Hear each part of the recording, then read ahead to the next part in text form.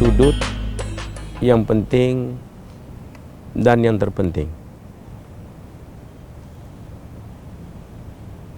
Manusia itu ada halnya. Hal itu, yakni apa yang dia alami dan rasai. Apa yang manusia itu mengalami, merasai, itu dia panggil hal. Sebab itu kalau orang Arab kalau berjumpa, kaifa hal? Kalau orang kita, apa hal engkau? Hal dalam itu. Ini apa yang kau mengalami, merasai. Sebab apa yang kita alami, rasai itu akan mempengaruhi pikiran kita.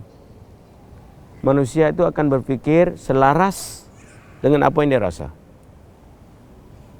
Jadi mengalami, merasa ini sudut yang penting dan terpenting dalam insan manusia itu. Hal itu. Mengalami, merasai. Hal. Kaifa haluka? Apa hal engkau? Gembira, sedih, seronok, suka. Apa hal? Di manusia biasanya kalau disoal soalan itu, apa hal engkau? Kalau dia sedih, oke, walaupun sedih, walaupun dia mengalami merasai satu hal yang agaknya sedih, menyedihkan, tapi jawaban okey. Ada juga yang terus terang itu tak okey, tapi nadir, jarang. Kebanyakan manusia itu okey. Mana yang mengisyaratkan manusia ini suka kepada okey, bukan KO. Manusia kasih kepada okey, kasih kepada sesuatu yang baik. Naluri manusia itu. Maka satu yang baik itu menjadikan satu pusatan tengah bagi diri insan itu. Maka disimpulkan pusatan yang baik yang tengah pada diri insan itu dalam perkataan Alhamdulillah. Allah Subhanahu wa ta'ala telah menciptakan alam ini dan dienvelopkan alam ini, disampulkan dalam sampul Alhamdulillah. Tengok masjid ini.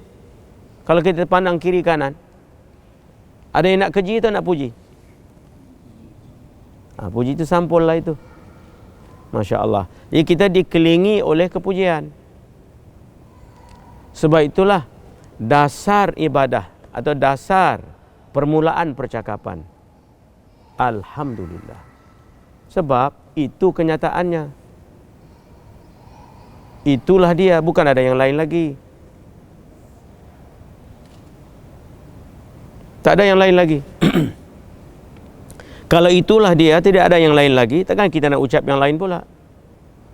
Kalau kita nampak kawan kita di depan kita itu namanya Ahmad, takkan nak ucap Kasim pula. Ucap Kasim. Kawan kita di depan nama Ahmad, tengok dia, Kasim. Ada kenal dengan Ahmad itu? Tak ada kena mengenal lah. Jadi apa yang kita ucap, apa yang kita saksikan, dan apa yang kita alami rasai, maka itulah yang kita ucapkan. Tapi ada masalah sekarang. Kebanyakan manusia itu bila dia ucap Alhamdulillah, dia tidak dapat mengalami merasai.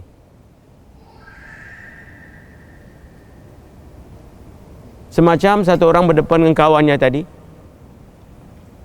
Ahmad tadi, berdepan dengan Ahmad. Dia pandang Ahmad, tapi pandangannya, pengetahuannya tentang itu Ahmad, pandangannya itu Ahmad. Tapi bahagian mengalami, merasai tentang Ahmad itu tidak ada di situ. Sebab hari itu dia kurang gembira hari itu. Sebab hari itu ada cerita berlaku dalam kehidupannya. Maka bila dia pandang Ahmad, apa yang dia alami, dirasai tentang kehidupannya yang personal itu, yang khas itu, yang tertentu bagi dirinya itu, mempengaruhi pandangan pada Ahmad. Allah. Sebab itu hal ini penting. Kaifa haluka? Betapa hal engkau? Hal itu. Apa yang kita alami, rasai sekarang ini. Dalam itu. Kebanyakan masa kita alami, rasai yang tidak berbetulan dengan yang sebenar itu. Walhal keadaan penciptaan alam, penciptaan diri kita itu tidak ada sebab, tidak ada satu sebab sebenarnya yang boleh kita tidak alami seronok suka, senyum kasih, gembira bahagia. Tak ada. Tidak ada satu sebab. Tapi walaupun tidak ada sebab, oleh kerana manusia itu, hal keadaannya itu, sifat kelalaian itu, sifat kealpaan itu, sifat lupa itu, maka manusia itu memberikan tumpuan perhatian pada yang lain daripada apanya itu. Contoh tadilah, berdepan dengan Ahmad, biasanya dia senyum gembira. Tapi hari itu bila berdepan dengan Ahmad, rasanya di dalam tidak gembira lagi. Sebab dia tertumpu kepada rasanya, bukan pada Ahmad lagi. Walaupun pada zahir matanya itu menumpu pada siapa? Pada Ahmad. Tapi rasanya ada pada Ahmad. Tak ada, sebab tadi sebelum jumpa Ahmad, jumpa Kasim, bergaduh dengan Kasim. Contoh. Bila bergaduh dengan Kasim, Kasim mengeluarkan kata-kata yang tertentu pada dirinya. Kata-kata itu mempengaruhi diri manusia. Kasim berkata sesuatu perkataan agak sensitif, maka dia pun rasa tertusik hati itu. Rasa tersinggung hatinya itu. Rasa gundah hatinya itu. Sebab dia berkata pada dirinya, sampai hati Kasim kata aku itu. Sedangkan aku bukan itu. Walaupun dia tahu dia bukan itu, apa yang diucapkan oleh Qasim, tapi tetap dia mengalami merasai. Sebab apa yang diucapkan oleh Qasim itu yang dia terima. Manusia ini akan mengalami merasai sesuatu itu apabila dia terima sesuatu dengan tanpa analisa. Terima sesuatu tanpa analisa. Contoh, kalau saya ambil satu rumpun bunga yang cantik, saya tunjukkan kepada semua orang di sini. Pada ketika kita menyaksikan rumpunan bunga yang cantik itu, himpunan bunga yang cantik itu, rumpunan bunga yang cantik itu, apa yang terus kita akan mengalami merasai? Sekurang-kurangnya senyum. Selebihnya, cantik. Perlu pikir 10 jam. Nak mengalami merasai itu. Perlu. Mengalami merasai itu apabila kita pandang sesuatu, kita terima tanpa analisa. Tanpa pikir panjang. Apabila manusia itu pandang sesuatu, paham sesuatu, ingat sesuatu, terima sesuatu tanpa analisa. Tanpa pikir panjang. Tanpa pikir-pikir lagi. Terus naik hal. Tadi kawan si Ahmad tadi dan kawan si Qasim tadi, siapa nama kawan itu? Din lah namanya. Contoh, si Din tadi berdepan dengan Qasim, bila Qasim mengeluarkan kata-kata yang kesat pada dirinya, dia terus mengalami merasai. Kenapa dia mengalami merasai? Karena dia terima kalam atau percakapan si Qasim itu tanpa analisa. Apa juga dalam kehidupan ini, kalau kita terima satu terus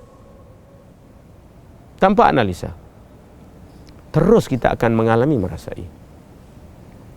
Kenapa kita terang itu? Supaya kita nak tahu Bagaimana cara nak mengalami merasai? Sebab kita semua sudah kebas sekarang. Buat ibadat tak rasa, baca Quran tak rasa, duduk pun tak rasa. Yang rasa tunggu maghrib. Semua orang tak sabar tunggu maghrib. Itu rasalah. Itu saja rasanya. Kalau itulah rasanya 11 bulan, 10 tahun, 20 tahun tinggal di muka bumi Allah ini. Itu yang kita belajar. Malulah dengan kucing. Kucing tengok kita pemiau, malulah engkau. Malu. Kucing sekurang-kurangnya dia memang kucing. Ada kucing berfikir besok tak nak jalan macam kucing, jalan macam kuda pula. Ada? Tak ada harapan. Ada kucing berfikir besok tak ada lagi nak miau-miau, mu pula. Boleh? Tak boleh. Sebab kucing tidak ada pilih. Kucing dia terima terus. Dia itu kucing, kucinglah dia. Dia pada awal hidupnya sampai kematiannya itu tetap kucing. Berjalan macam kucing. Semua kucing. Ada orang tengok kucing tu berjalan. Wah, berlakon pula kucing ini. Ada. Bila kita pandang kucing itu, kita terima dia kucing. Bila terima, apa kita? Kucing. Nampak itu. Cantiknya. Begitu si kecil, kalau kita pandang si kecil, kita terima terus ini si kecil. Comelnya. Lembut hati. Sebab kita terima terus tanpa analisa. Dan kita tak fikir panjang. Si kecilnya ada apa akalnya ini? Pandang-pandang aku ini. Ada? Tak ada. Terima terus itu. Jadi akhir zaman ini manusia itu terlampau analisa. Terlampau fikir. Terlajak fikir. Fikir itu bagus. Tapi kalau terlajak fikir, apapun terlajak tak bagus. Dah terlajak. Terlampau.